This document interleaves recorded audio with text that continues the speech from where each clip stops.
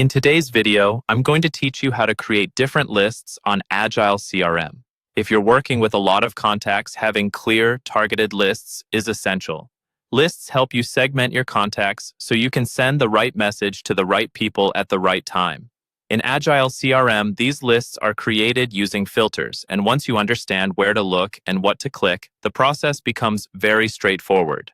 Let's start from your main Agile CRM contacts interface. At the top right of your screen, you'll see a row of icons. Look for the filter icon, which looks like a small funnel. It should be just to the left of the button you normally use to add a new contact. Go ahead and click that funnel icon. As soon as you click it, a filters sidebar will slide open on the right side of your screen.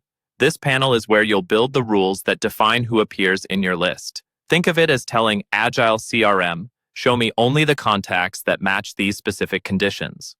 Inside this filter sidebar, you'll notice different fields you can filter by, such as tags, score, country, and possibly other fields that your account uses.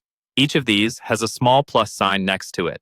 To start building your list, click the plus sign next to the field you want to use. For example, if you want to create a list of contacts from a particular country, click the plus sign next to the country field. If you want to segment by tags, click the plus sign next to tags, and so on.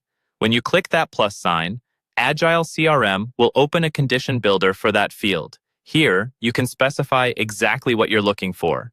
Depending on the field, you might be able to choose things like is not, contains, or similar options, and then select or type the value you want. Take a moment to be precise here, because the accuracy of your list depends on the conditions you set.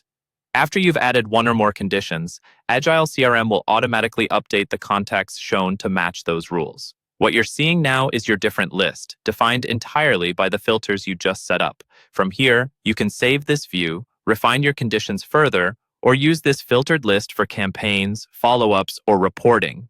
That's all there is to it. Open the filter sidebar, choose the fields you care about, add conditions using the plus signs, and your new list appears instantly based on those filters.